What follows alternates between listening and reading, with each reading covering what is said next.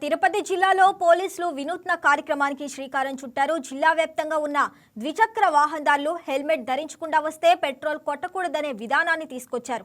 అంతేకాకుండా హెల్మెట్ లేని వారికి పెట్రోల్ కొడితే కఠిన చర్యలు ఉంటాయని పెట్రోల్ బంక్ సిబ్బందిని సైతం హెచ్చరించారు. ఇక ఈ విధానాన్ని సోమవారం నుంచి అమల్లోకి తీసుకొచ్చారు.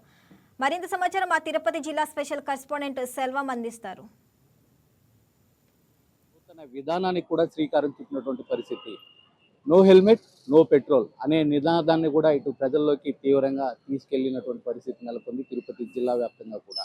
ఏదైతే చూసుకుంటే తిరుపతి జిల్లా ఎస్పీ సుబ్బరాయుడు నేతృత్వంలో గత 20 రోజులుగా కూడా ఎవరైతే హెల్మెట్ ధరించకుండా పెట్రోల్ బంక్ వస్తారో వాళ్ళకి కూడా పెట్రోల్ పట్టకూడదని ఇటు ఒక నినాదాన్ని కూడా తీసుకొచ్చినటువంటి పరిస్థితి. దీనికి ప్రధానంగా చూసుకుంటే యావత్ అంటే చాలా చోట్ల కూడా ఈ ద్విచక్ర వాహనాల వల్లే ప్రమాదాలు కూడా జరుగుతుందని కూడా ఇటు చెప్తున్నటువంటి పరిస్థితి. దీనికి సంబంధించి చూసుకుంటే సుమారు 45% పైగా ఇటు ద్విచక్ర వాహనాలు ప్రమాదాలకు గురై కూడా ఇటు ప్రాణాలు కోల్పోతున్నటువంటి పరిస్థితి నేపథ్యంలో కూడా ఈ విధానాన్ని మేము అమలు చేస్తున్నటువంటి విధానాన్ని కూడా ఇటు ఎస్పీ చెప్తున్నటువంటి పరిస్థితి.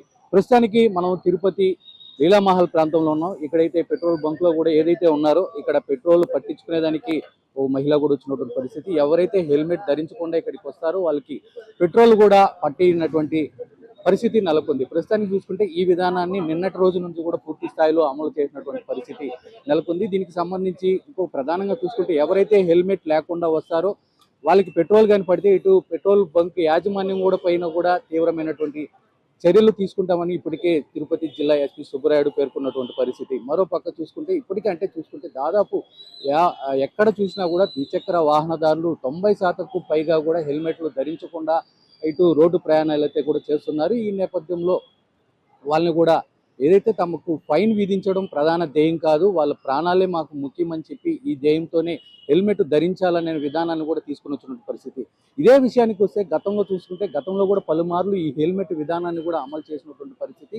దీనికి సంబంధించి చూసుకుంటే తిరుపతిలో ఇటు ఉగ్రవాదులు ముప్పు కానీ అదేవిధంగా చైన్ స్నాచింగ్స్ కూడా అధిక సంఖ్యలో జరిగే నేపథ్యంలోనే గతంలో కూడా ఈ హెల్మెట్ విధానాన్ని పూర్తిగా రద్దు చేసినటువంటి పరిస్థితి. ఇప్పుడు తాజాగా చూసుకుంటే ఈ గుణాంకాలు ఏదైతే ఈ సంబంధించి కానీ చూసుకుంటే ప్రమాదాలు ఎక్కువగా జరుగుతున్నాయి, అది కూడా ద్విచక్ర వాహనాల వల్లే ఎక్కువగా కూడా ప్రమాదాలు జరుగుతున్నాయని గుర్తించిన నేపథ్యంలో ఈ విధానాన్ని కూడా అమలు చేసినటువంటి పరిస్థితి ప్రస్తుతానికి నెలకొంది. ఏదైతే ఇప్పటికీ ఇక్కడ కొంతమంది ఒక బైకర్ కూడా ఉన్నారు, మనం మాట్లాడే ప్రయత్నం చేస్తాం.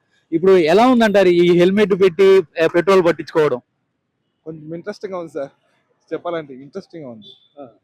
వీళ్ళు కూడా చెప్తున్నది ఏమిరా అంటే చాలా ఇంట్రెస్టింగ్ గా ఉంది, ఈ హెల్మెట్ ఉంటేనే పెట్రోల్ పట్టే విధానాన్ని కూడా తీసుకొచ్చేదాని పట్ల చాలా ఇంట్రెస్టింగ్ గా ఉందని కూడా ఇక్కడ ఉన్నటువంటి వాహనదారులు కూడా చెప్తున్నటువంటి పరిస్థితి. ఏదేమైనప్పటికీ ఈ విధానం పూర్తి స్థాయిలో అమలవుతుందా లేదా అనేది మాత్రం మనం వేచి చూడాల్సినటువంటి పరిస్థితి. ఎందుకంటే తాజాగా కొన్ని పెట్రోల్ బంకుల్లో వైకే టీవీ కూడా వెళ్ళింది, విజువల్ తీసుకునే ప్రయత్నం చేసింది. కొన్ని ప్రాంతాల్లో హెల్మెట్ లేకుండా కూడా ఉన్నప్పటికీ పెట్రోల్ పడుతున్నటువంటి పరిస్థితి. దీనిపైన కూడా తిరుపతి జిల్లా ఎస్పీ సుబ్బరాయుడు ఏ విధంగా స్పందిస్తారు, వాళ్ళపైన ఎలాంటి చర్యలు తీసుకుంటారనేది మాత్రం మనం వేచి చూడాల్సినటువంటి పరిస్థితి నెలకొంది. కెమెరా పర్సన్ కన్నయ్యతో సెల్వం, తిరుపతి నుంచి. హాయ్ వ్యూయర్స్, ఈ వీడియో మీకు నచ్చినట్లయితే లైక్ కొట్టి షేర్ చేసి వైకే టీవీని సబ్స్క్రైబ్ చేసుకోండి.